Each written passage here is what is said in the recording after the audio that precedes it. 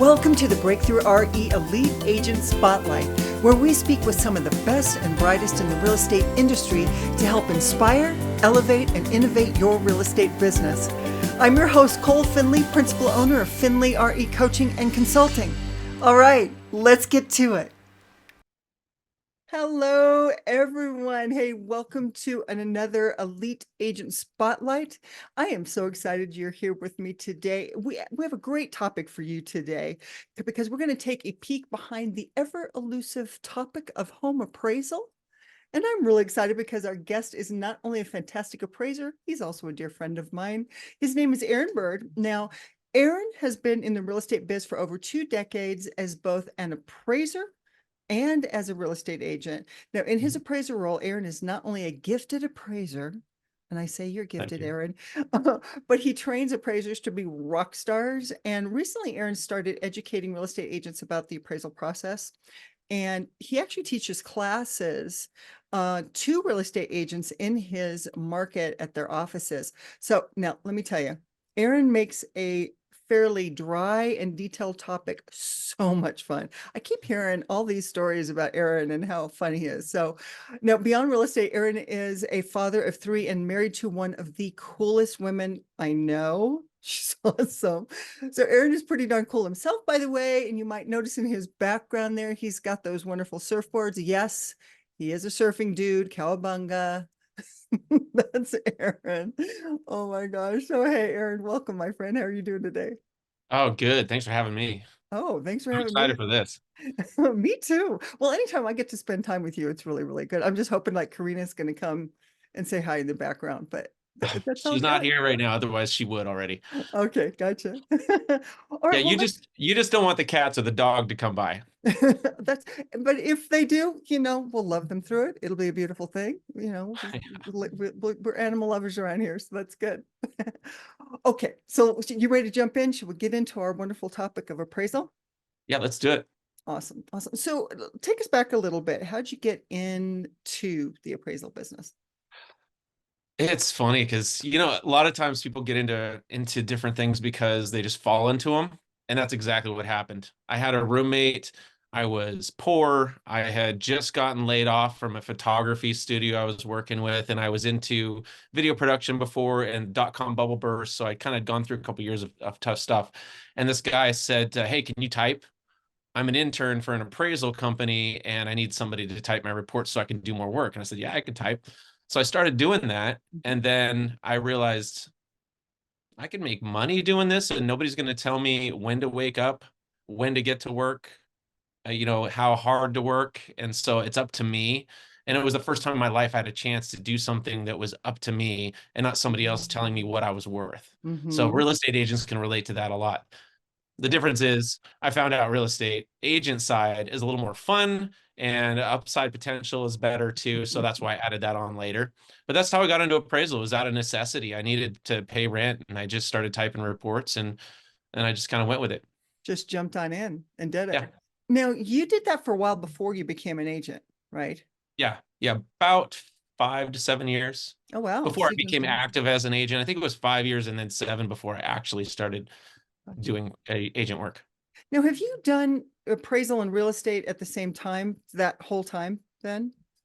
All of it except 3 years from Mhm. 2017 when you and I got together Mhm. at a brokerage together, and you really taught me how to make real estate agent side work. I was able to put appraisal aside. Appraisal is not something that I loved once I learned the agent side. I kind of Mhm. wanted to put it away.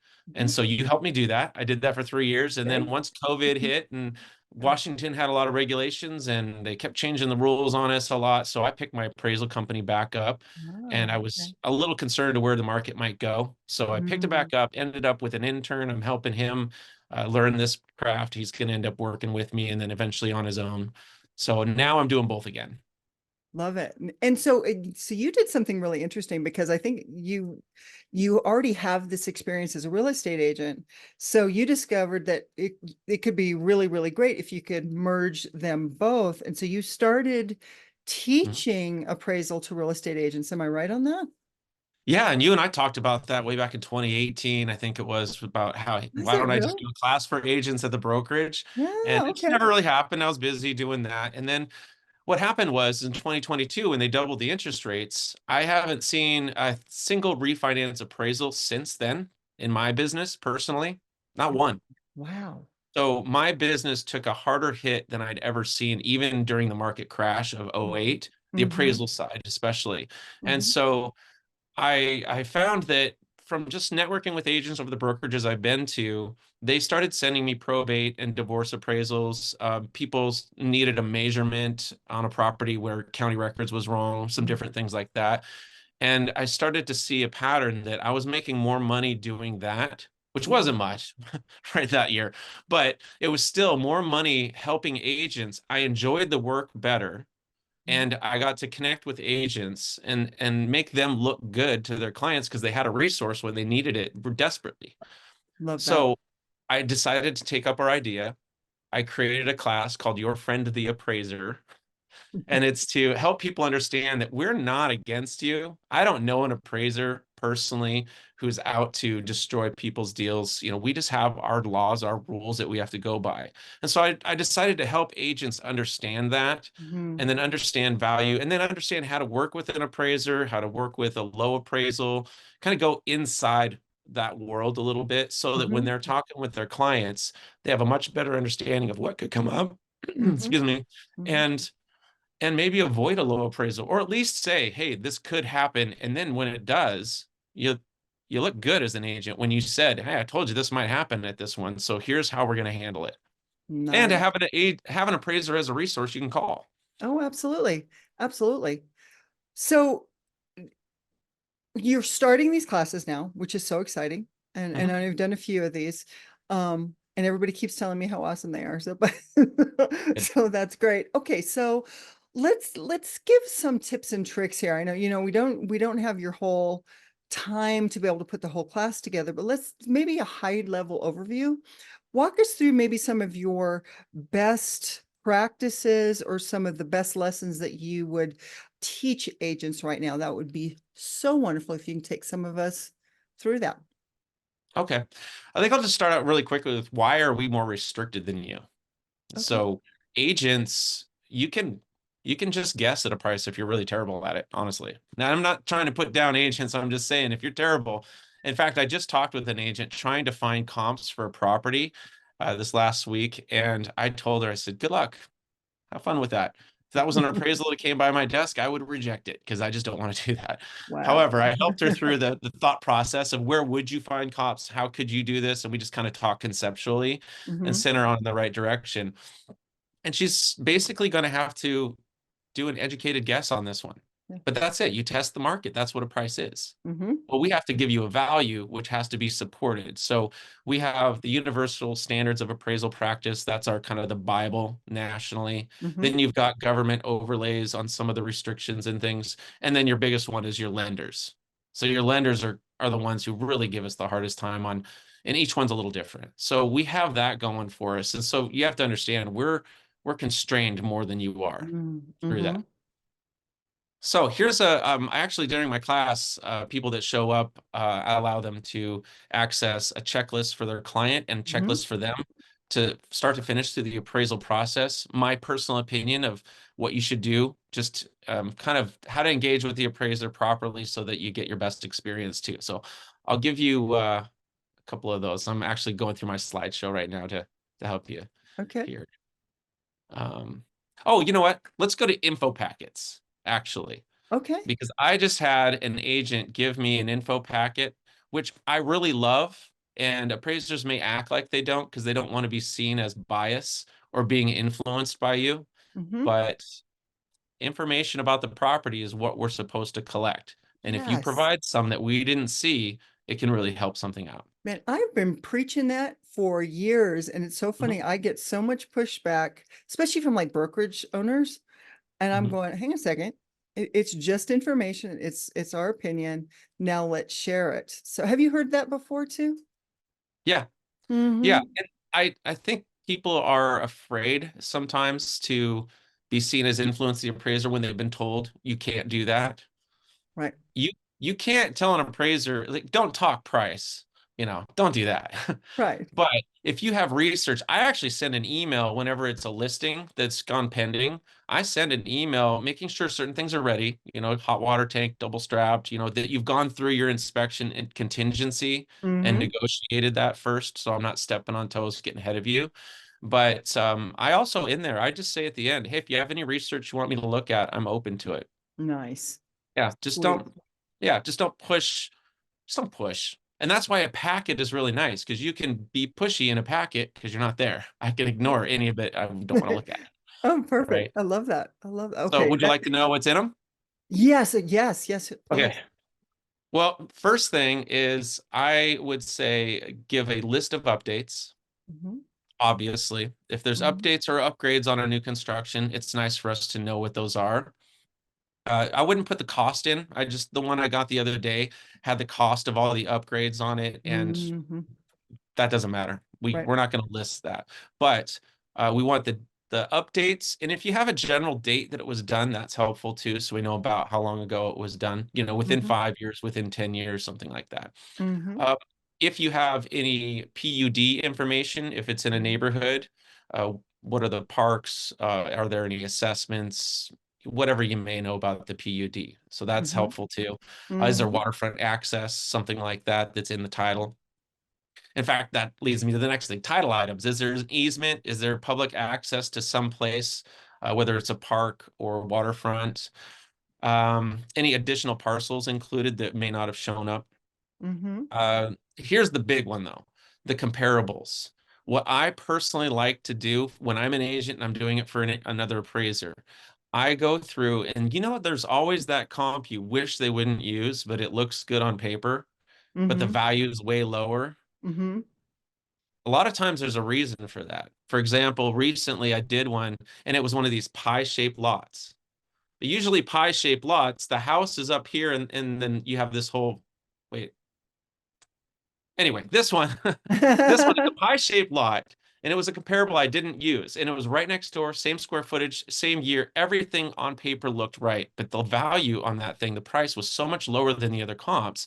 What I found is the house was up here, and in the back you had this teeny tiny little yard and a deck, and you couldn't. It was horrible. I wouldn't want to live there. So for those of you guys who are just listening to us, basically, Aaron is showing us a triangle, and the house is at the bottom of that triangle where it's the widest, but the backyard is at the top of the triangle, and it's just icky because there's no backyard. Is that what you're saying for us? Yeah, yeah, it was a little teeny tiny triangle of a backyard. So Mm-hmm. it wasn't usable. You had houses looking right at you. It just it wasn't appealing, and I could tell why it went lower. So I didn't use that. Now, if an agent had a packet and included the MLS listing, and I prefer write in red, hand write it in red because it really sticks out. You could write that on there. Hey, backyard is tiny pie shaped. You could have one where if you have a pending sale and you called the agent and they gave you the pending price and it's higher than the pending sale, we do those calls ourselves. But if you have it ahead of time, it's Uh, really helpful for us. yeah. So there's things like that. And condition of the sale, if there's some reason that it was an odd sale, um, some weird functionality inside that I wouldn't know because you agents use really good photographers, I hope. You should, Oh, and not cell phone pictures. Yes, please. right? And those photographers, they get their money's, they help you out. It's worth it. So there's that. If you have any contract terms, you might want to put that into your packet too on your contract. Mhm. A little highlight. What I liked about the packet I got the other day is right on the front page, it highlighted everything very quickly. I have Mhm. the contract, I have to go through it. So don't go too much in it. Don't waste your time. But it's nice to see it right at the top. It's really helpful. Can you, Were can there you multiple offers too? can you give us an example of that from the contract, though? I think that might be helpful. For example, the last one I had said purchase price right at the top. It had the purchase price, I think it was 650, and then it gave 5,000 closing costs to the buyer. So that was really helpful. Just seeing that right off top. I am Mhm. going to go through the contract, but it just made it so much easier because then I'm just confirming something and zipping Mhm. to that part and getting Nice. that Mhm. Perfect. Love it. done. Love it.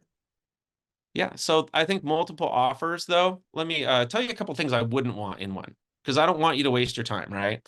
Okay. This packet I got had a lot of stuff that was really nice but totally useless to an appraiser. They had the property profile. Well, when I do my research before I show up to the house, I'm pulling that up and looking at it myself anyway. So by the time I get there, I've already looked at it. Right. It also had their contract attached, which is really nice. But the lenders send me the contract when they send me the order. So back in the old days, that didn't happen all the time because you had Right. individual lenders. Now you got the AMCs, they do a really good job. So those two things were not necessary.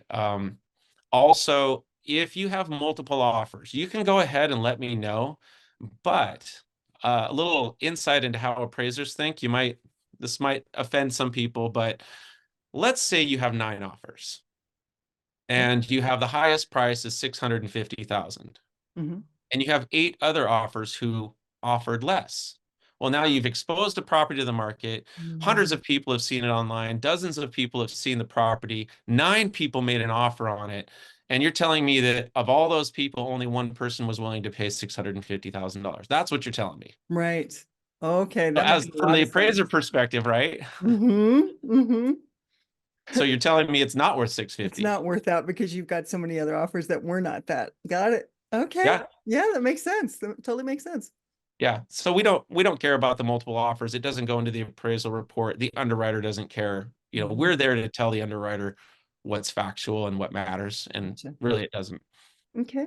That's great. That's great. Yeah. So that's it for the packets. There's really not that much that you need to put in there, but to put one in there is just so helpful. And really the comps, Hmm. telling us things about the comps we wouldn't know ourselves in that short amount of time we're looking at the Hmm. property. So what do you think about the buyer's agent actually meeting with the property to give you that? Oh, yes. Um, I don't care for it. Okay. Yeah, and a lot of us don't. Okay. I'm an appraiser, had appraisers come to my house. I handed a guy a packet and he said, I don't need that. And I thought for sure I needed a certain number, by the way, for that refinance. I got it because I'm an appraiser. I know what I'm doing. And but I was nervous the whole time, like, holy crap, I hope this isn't one of those guys who just lowballs on a refi. Right. Right. So Yeah. I don't like it because 2 reasons. One, it distracts me if you're there and you're talking to me. I have a Yeah. job to do, data to collect. I have a rhythm, and if you break that rhythm, I'm more likely to forget something and Hmm. miss something. Um, that I also don't like it because in the past, I've this personal experience is I've had agents there, and it's because they want to make sure the value's right and they're trying to sell me on the property. Hmm. You've already sold the property. You did that part. We don't need to be sold. We come and we do our thing. Right. And so eh, when I do have an agent there, I haven't had a bad experience in a long time, to be honest. So if that's Mhm. something that you do or something that your client requires that you do, no problem. Just let us in, be friendly. Let us know that if we need any questions answered, that you're there for us, and it can definitely be helpful. So I don't want to tell you guys if that's what you like to do, not to do it. Just try to avoid anything that seems like you might be trying to sell the property or nervous about the value. Okay. So now put on your agent hat for a second. How would you then hand this packet over to the appraiser?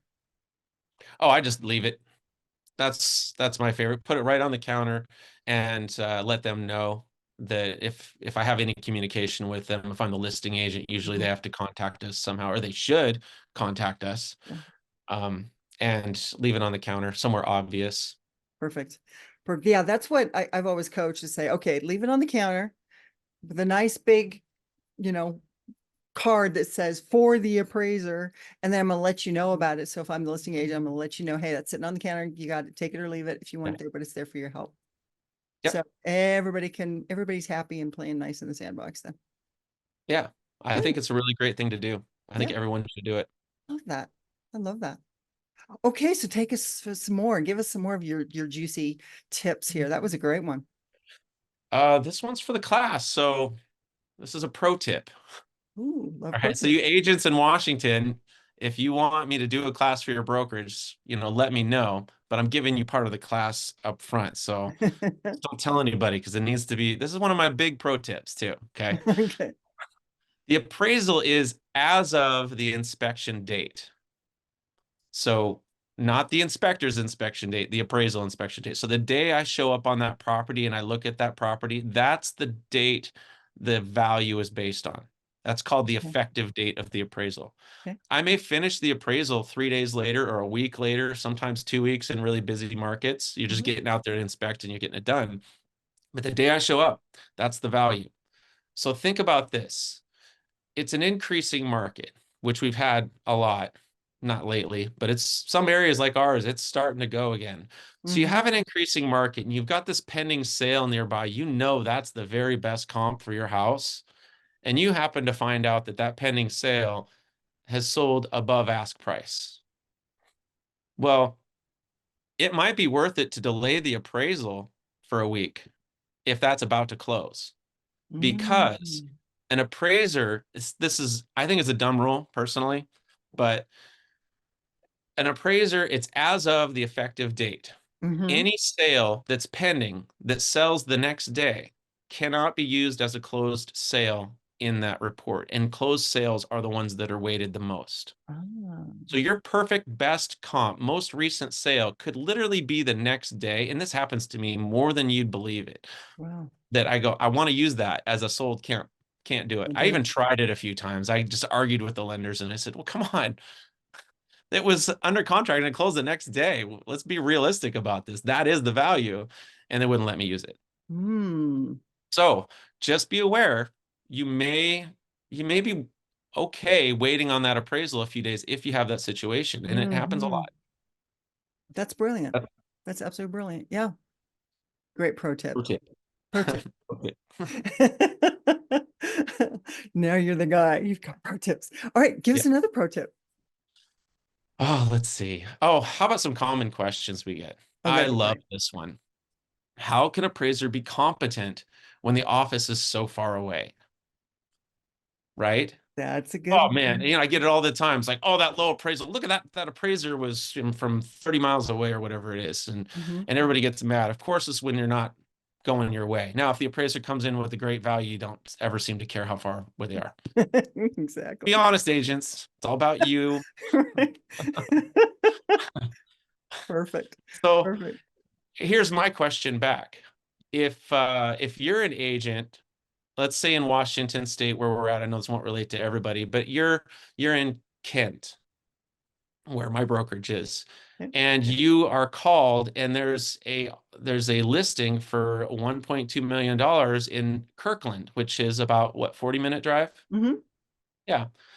And it's downtown and you look at it and you're like, yeah, I can sell that. Why are you competent to sell that house 40 minutes away, but I'm not competent to value that house There 40 you minutes? go. Yeah, there you And go. if I did 5 counties before, so I became competent very quickly in my internship because the place I went would go anywhere. Mhm. And so I became very competent in 5 counties. And then when I started my own business, I mostly narrowed it down to 3. Mhm. And now I'm down to 2 counties. And I don't do the south end of one of them because it's just really far. So there's that. Yeah. That's a And then the great other, tip too. What a great argument, because you're right. That's the excuse. By the way, agents, you use this excuse all the time because you think your clients who happen to live in a different county than you won't choose you because you don't live in that. You can actually make the argument that you know how properties work, you know how listings work, you know how to advise them on those.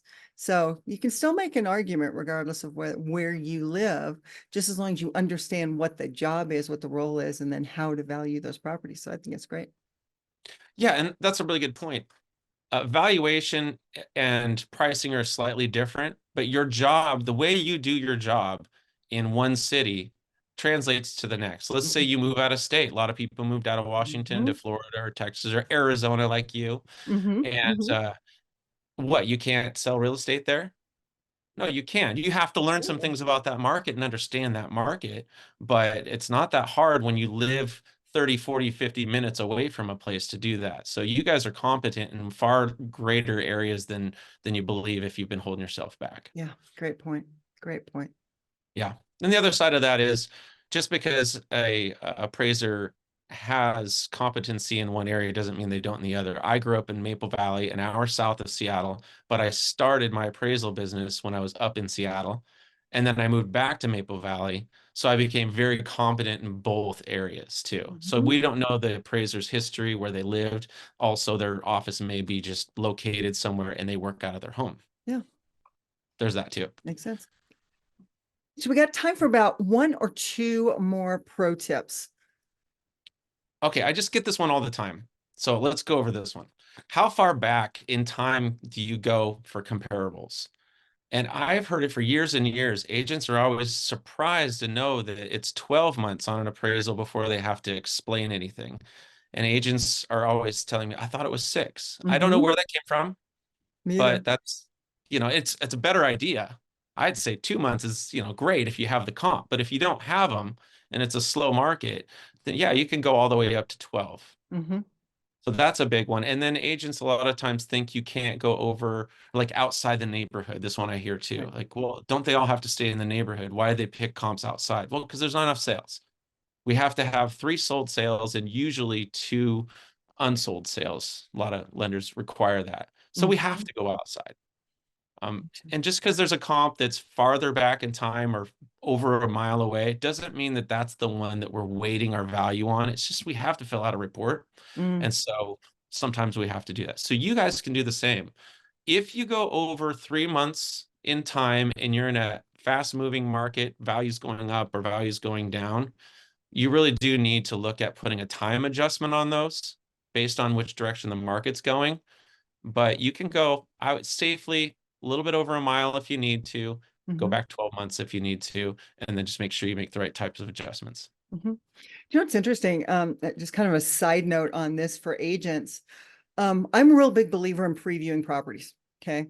So let's say I work in a specific area. So let's say I'm in the Phoenix area and I'm in that I'm over in Gilbert. Okay. Um, what I know is that if I'm going to be previewing houses, each day I'm going to be previewing like priced homes within a good radius of where I'm at, because I want to know apples to apples what's comparing against the other. So I'll have, maybe Monday I'm going to be doing the really, high end properties because those will last a little bit longer. And then the next day will be the next price point down. And by Friday, I'm doing the first time home buyer houses because we know that they could go quickly. So I always am aware of things apples to apples. Sometimes people don't realize there's actually a strategy in previewing. By the way, preview, preview, preview, always preview. You're the biggest agents, and Aaron, I think you'd agree with me on this. The Mhm. biggest value that you bring to a client is understanding market value. Yes. Mm-hmm. Mm-hmm. Yeah. Wait, there's a strategy for everything. No, and that's a good thing. Like for me as an appraiser, I've been in so many homes because for years I would do 20 to 30 appraisals a month all over the place. Mm-hmm. So I really got to know homes really, really well from doing that. So when I became an agent, I didn't preview. I tried and I tried, but I also was appraising, so I had less time than everyone else. Mm-hmm. That's just a good reminder to get out there and actually do that, because walking through all the houses in a neighborhood, even if you just did your neighborhood for 6 months, you probably would get into so many different designs of them. You would know the next time you Mm-hmm. do a listing that, oh, that one is not like that one. And here's why, because you know that. So I think that's a really good point. Yeah, absolutely. Yeah. All right, give us one more juicy one. One more. Oh, man. Oh, okay. I'm going to go deep into this, but why is that I don't use price per square foot to value a property? Oh, it's a good one. Yeah, because the agents will tell me, well, hey, wait a minute, your value is this or whatever it is. And they'll say, look at the average price per square foot in the neighborhood. And so if you have 2 houses exactly the same, and one of them is priced per square foot at 250 a square foot, right? Mm-hmm. Yeah, that's the price per square foot of the property. And then the one next door is the exact same house, but it doesn't have a roof. What's the price per square foot on that house compared? There's no comparison. Right? That's pretty You're talking extreme. But every house, you may have a different condition.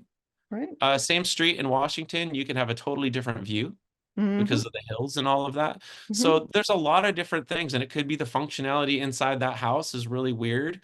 And so price per square foot it's a generality. There's one or two times I actually used it. It was in a difficult area where you could not find comps. So I actually did a price per square foot check in that area. Mm-hmm. And I used it as a secondary kind of indicator just to help me know if I was on track as I was starting to value the property.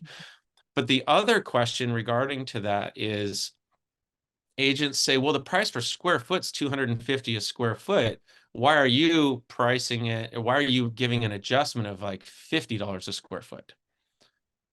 That is because price per square foot includes the entire property. Mm-hmm. So when we're valuing the house and we're making an adjustment for the square footage of the house, Mm-hmm.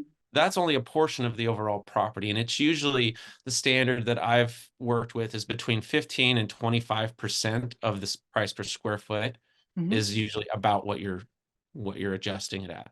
So Brilliant. you're not adjusting the square footage of the lot, right? It's just the house. And that's why that's Mm-hmm. so much smaller. And then we account for this everything else throughout the report too. So Mm-hmm. hopefully that helps if you see that and you're like, what the heck? What the heck is going Yeah. on? Okay, so final piece, let's give some advice to our listeners. If you could kind of give us a wrap up of the advice that you'd give to them. I would I really think that learning everything you can about appraisal, Mm-hmm. it would be helpful. So again, if you're in Washington, I've got classes. We're just getting started on this business model where we support agents too. So I have a network of agents that's growing where they can give me a call, and I'll kind of walk them through some things, help them out a little bit too. And in these classes, we're really given the overview of Mm-hmm. this, but I think it helps because if you understand what you're coming up against, if you can Mm-hmm. understand how an appraiser thinks, then you can price for the appraiser, Mm-hmm. you know, with them in mind. You're not Right. pricing for them, but you're aware. Because can you imagine if you look at a property and you're able to tell your client, okay, if we take this offer, that appraisal could come in low. Mm-hmm. Let's make a strategy for what happens if that works out. And then it does come in low and you've got a strategy. Mm-hmm. It's just going to make you look better, you know. Absolutely. Mm-hmm. And then I would say also these things you can do to not manipulate the appraiser, but kind of help them along in their job, I would say is the packets. And like I said, if you leave the packet and you go to those comps and you tell me why one's not good ahead of time, it can save you a lot of trouble. Mm-hmm. I had one in a place in Bellevue in Washington, high value place, really unique neighborhood. I did the appraisal and then I got reamed by the agent. And the lender came back with all these comps and everything. And you know what turned out? I had not known about a situation that the sale was under one of the comps. Mm-hmm. It was under distress and it didn't show it on the MLS. I didn't know that. Oh, So when the agent explained to me what happened and how it happened, I said, well, of course, you're not going to put that in your listing. Hey, we're selling this house distressed, everybody, come in low, right? right, right. So when we look at our MLS listings, we're not going to know why something is a lower comp. And sometimes it looks like the right comp, and we just assume that the value is based on that house. So help us out. You Yeah. know, let us know if you know there's a situation where um, somebody got divorced and they fire sold that house really badly, you know, and got it done Right. quickly and it came in low. So, Aaron, if people want to get in touch with you, if they're in Washington or certainly in the Seattle area, how can they get in touch with you? Well, they can reach out to you because they should be connected to you That'd be and you great. know me. Or you can go to mavericksre.com. So that's my website, Mavericks, MAVERICKS.RE.com. Now there'll be my agent side and my broker side. So just click on broker. That'll send you to all my broker resources.